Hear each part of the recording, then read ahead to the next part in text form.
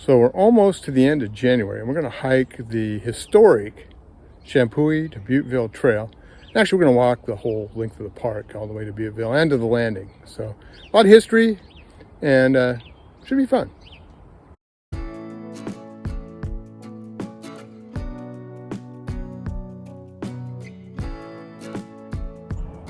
So we're in the westernmost parking lot of Champoeg State Park. Give you an idea where it is. It's sort of close to Newburgh. It's sort of close to St. Paul, Oregon. It's sort of close to Aurora, so that kind of brackets it. And it's right next to the Willamette River. So there you go. Now there is a lot of history at this park. It was originally started by Oswald West. He wanted to have a park and a monument here, and it's expanded over time. Much of the land came from the Zorn farms. I kind of get the impression they were kind of forced to sell their land to the state. They're still farming just across the road on Champoeg Road. Anyway, we're going to head on down the trail and get to the westernmost boundary of the park, right next to the Willamette River, and eventually head east towards Butteville and catch the Champoeg Butteville Trail and take it all the way to Butteville Store. So, yep, lots of history. So, down the trail. So we've reached the Champoeg Pioneer Memorial Building, or also known as the Pavilion. They have lots of great events here, like Founders Day, and I think they've had 4th of July events here. And if you got the money and the time, you can rent it. So think about it if you need a place. Over here is the Divide Monument. And it has all the names of the people who voted at the Great Divide of 1843. They called them wolf meetings originally, and that started in 1841. And supposedly it was all about figuring out bounties for wolves and bears and cougars and stuff. But really it was a land grab, because in 1841, Huey Young, the biggest landowner around here, he died. And he didn't have an heir. And everybody wanted his land and his cattle and all his stuff. And how do you divide that up legally? So it was a big land grab. And then after they figured that out, they went, wait a second. Who's to say somebody doesn't come along and take our stuff? Maybe we need some government. So in 1843, we had a divide right here. They called a meeting, and Joseph Meeks said, hey, who's for the divide? They kind of waited for some of the English and stuff to go off and take a nap, I heard. I mean, that's the rumor anyway. And it was a very close vote. And luckily for us Americans, 2 Frenchmen, French trappers, went to the American side. And so it was a very close vote. And we became part of America. We could have been part of Canada, and we could have all been good hockey players that had good health care, but instead we chose America. So Oregon, yeah, we've been kind of a weird place for a long time. So as we say, down the trail. So this is going to be the start point, as far as I'm concerned, of this hike. Over here is the westernmost edge of the park. That actually over right there is private property. That is a farm full of hazelnuts, or as us native Oregonians say, filberts. There's the Willamette River. And right over here, this is all state land, state parks land, and we're gonna walk it all the way to Butteville Store and the Butteville Landing. So here we go, down the trail.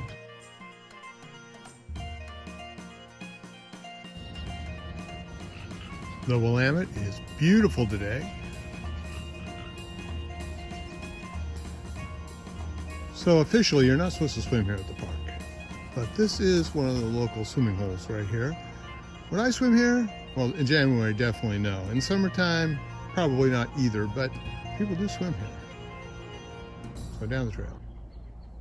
So this cottonwood is called the Provisional Government tree, and it's probably the most famous tree in the park. So as they say, always look up. Now look at that north side of the Willamette River. Now you're looking over there and you go, God, that is so beautiful over there. And it is really pretty over there. And you might ask yourself, why is there no big, ugly suburban houses over there? Because of Tom McCall, governor of Oregon, because he made sure that land got preserved as greenway. And you, as a citizen of Oregon, you can go over there and walk over there. There's a nice greenway and a nice trail over there also. So put that in your back pocket. So we're going to get on the Champoeg to Butteville Trail right here. And if you go a little bit north of me, you can get on the Townside Trail. And the reason I'm not doing the Townside Trail is it's going to be a little on the muddy side, whereas this is a nice... And I've already hiked in the mud to make this video for you guys. You owe me. So we'll stay on the bike path. And of course it could be the hike path, in my case. Champoeg is part of an ecosystem called French Prairie. This big meadow used to be managed by the Champoeg Indians, who were probably killed off by smallpox and measles, and then put on a reservation near Grand Ronde. They used to burn this area every year, and that encouraged the native plants that they depended on for food to grow. And the state park has started doing some of that kind of management here also. So they're burning occasionally, trying to encourage tarweed and some of the other camas to grow. So kind of cool. Down the trail. Now, I don't know if you can see this, but this is the old roadbed into the town of Champoeg, which was washed away in floods back in the 1800s. The cool thing is, roads going in one direction had American names, and then roads going in the other direction had French names. So like Napoleon or Washington or whatever. So kind of a cool compromise between the French and the Americans. And there you go, that's the old road.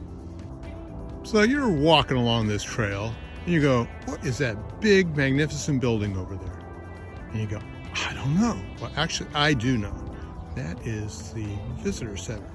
And if you go to the visitor center, there's usually some really nice volunteers in there. They have a library. They'll show you a video about the park. They have a museum there. They even have cool t-shirts that say, I survived the Champoeg Butteville Trail. And it's all free. So, well, except for paying for parking. So I recommend you go there because it's a lot of fun. And again, you might ask, what's that cool building? Well, that is the oldest barn in Oregon. Made up from the leftovers of the flood that washed Champoeg away. Again, you can tour that barn for free. So again, I recommend it. It's really fun and interesting. So you might ask, how's the nightlife here at Champoeg? Well, I would say probably not much, but the wildlife is fantastic. If you like bluebirds, they have bluebirds here year round. And there are certain times during the year, there are so many bluebirds here, you practically can't take a step without stepping on one of them. Well, that may be a little bit of exaggeration, but there are a lot of bluebirds here. And we have woodpeckers here all the time. So we're famous for our woodpeckers and our bluebirds, but there's lots of other wildlife here. So down the trail. So we're coming up on Mission Creek, and Mission Creek is kind of the unofficial start of the oak grove. And these are big old white Oregon oaks. Now, if you burn regularly, like the Champoegs used to do, oak become the dominant species around here. But if you don't, things like Douglas fir and cedar and hemlock kind of take over, as you can see right there. But we still have remnants of the old Oregon oaks, and a lot of them were cut down for running all the steamships that went up and down the Willamette right here and ended up on all the different landings, like at Champoeg and Butteville and Weston.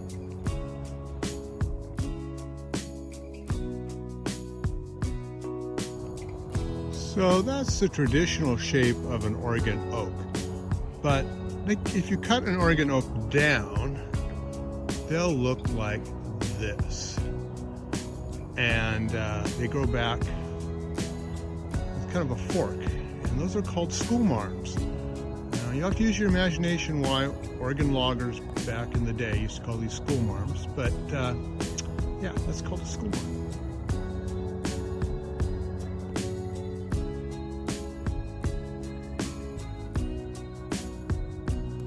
You thought it was just bluebirds. We got squirrels too.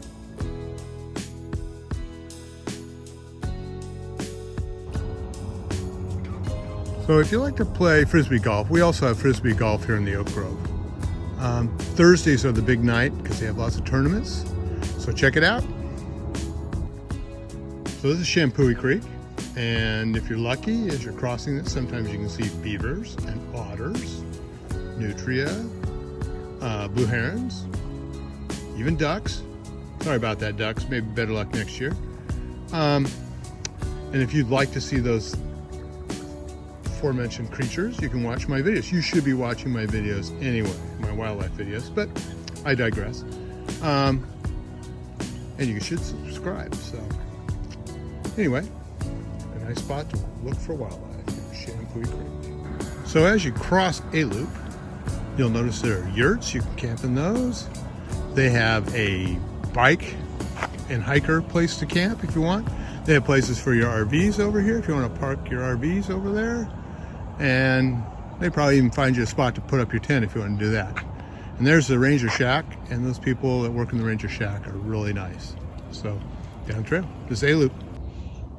Only about 2.5 miles and we'll be at the general store at Butteville. Another trail that branches off here is the Kitty Newell Trail. It's a neat little trail. Can be a little muddy sometimes, and there used to be little fairy houses down there for your kids to find, and I don't know if they're still there or not.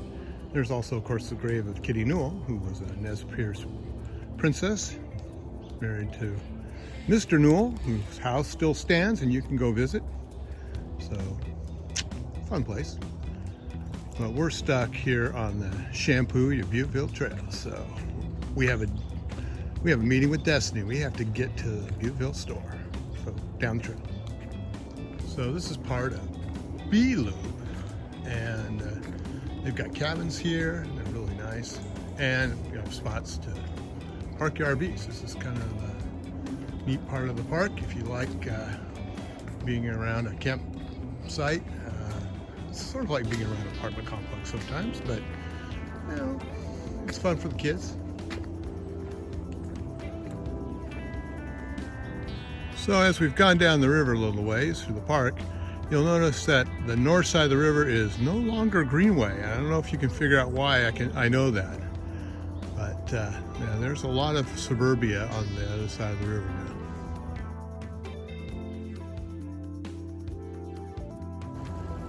So this is part of the old Weston land claim right over here. And Weston used to own my farm. Weston was a hero of the Indian Wars. After he came back, someone stole all of his property, so they gave him this piece right here. And this is Weston Landing, and this is where they used to bring in steamships. Now, if a person were to go swimming here, and I would never encourage anybody to swim in the park because that's kind of like against the rules and all, but if a person wanted to swim, you could walk down this trail and you could get to what I think is the best place in the park to go swimming. But I would never swim here. But somebody could, I think. So there you go. There's Weston Landing, an old steamboat landing. And if you look, you can find bits and pieces, and artifacts and stuff down there. You know, if you were to go down there and all. And anyway, down the trail.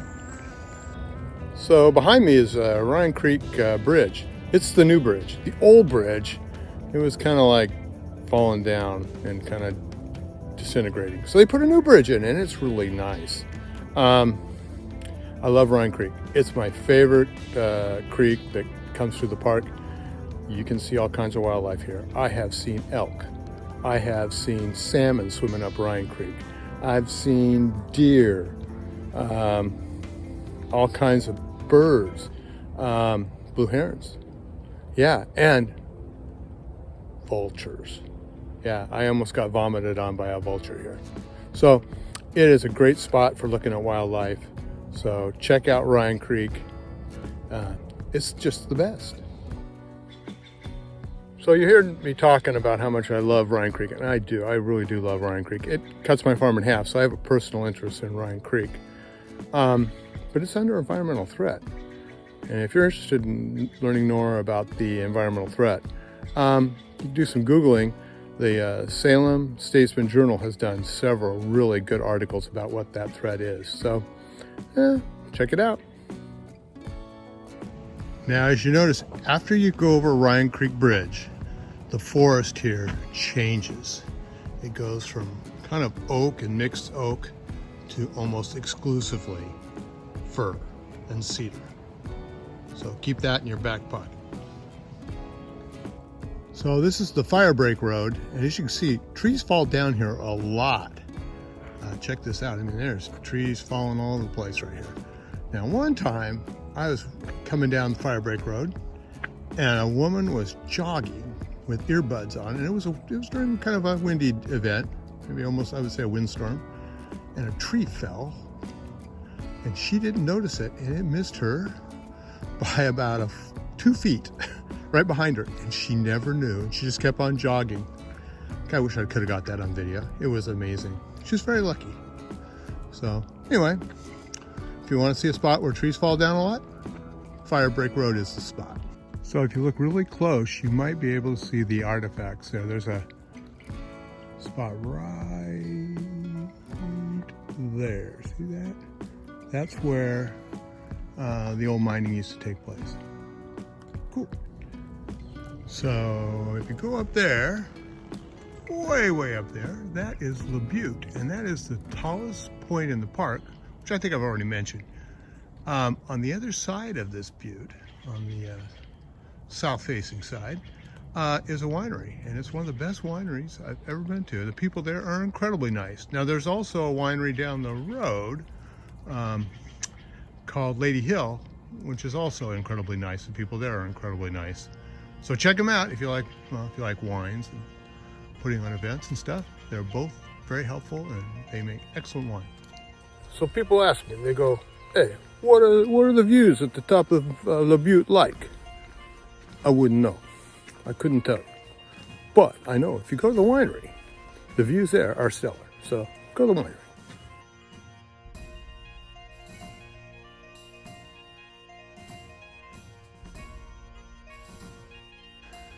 So as we're walking along here, you're looking down there and you're going, yep, that must be the end of the park. That's the end of Champoeg Park. But you would be wrong. That's Schuler Road.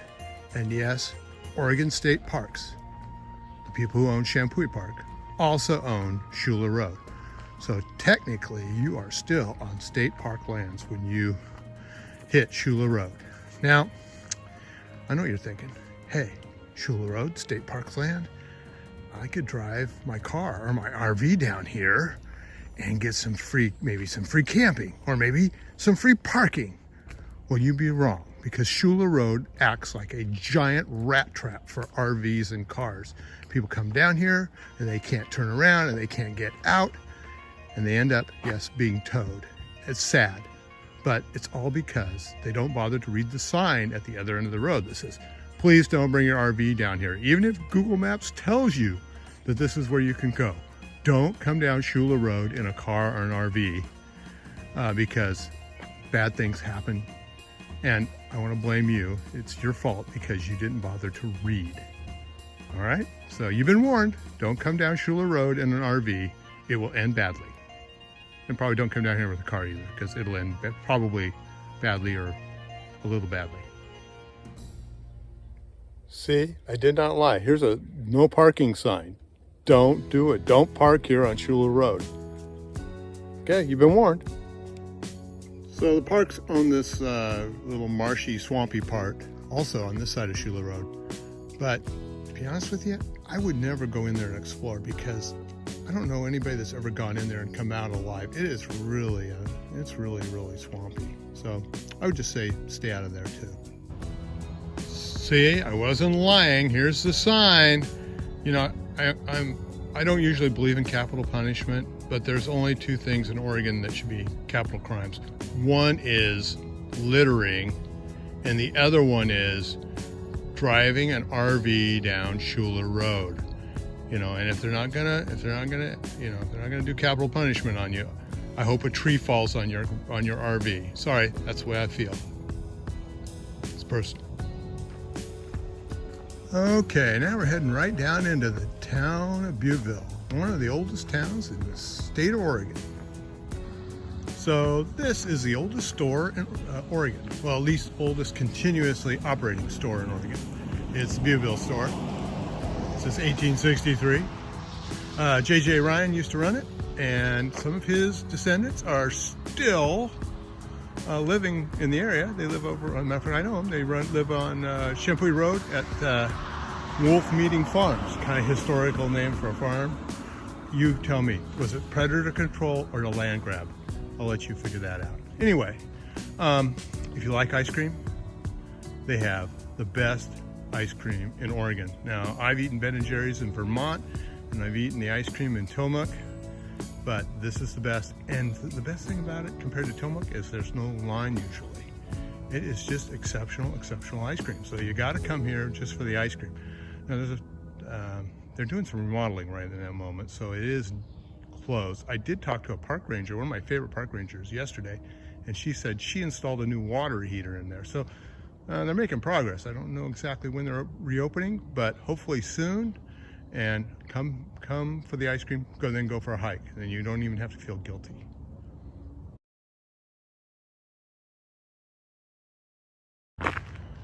So this is the old historic Butteville landing. They've been doing a lot of work, the Friends of Butteville.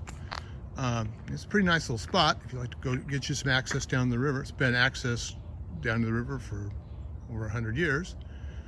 This is a historic house being on our left here. And by the way, I talked about J.J. Ryan running the Butteville store. His house is over on 2nd and Union, so you could walk over there and check out his historic house. They've done a lot of restoration. It looks pretty cool. This is a neat little spot if you like to get down to the river. The steamships used to come in here. There's lots of little artifacts here and there.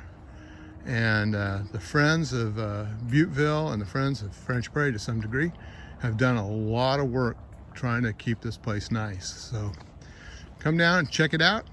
And this is pretty much the end of the trail. So up this road that says no public access is the old amphitheater. They used to have an amphitheater here, and they used to put on pageants and festivals and stuff here, even rock concerts. Yeah. I always thought it'd be cool if they'd do Shakespeare in the park here, but then we could have been like the Ashland of the North, but that didn't happen.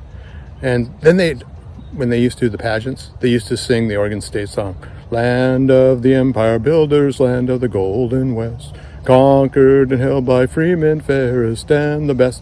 I'm not making that up. Well, maybe I am. I have a pretty good imagination, but you can check it out.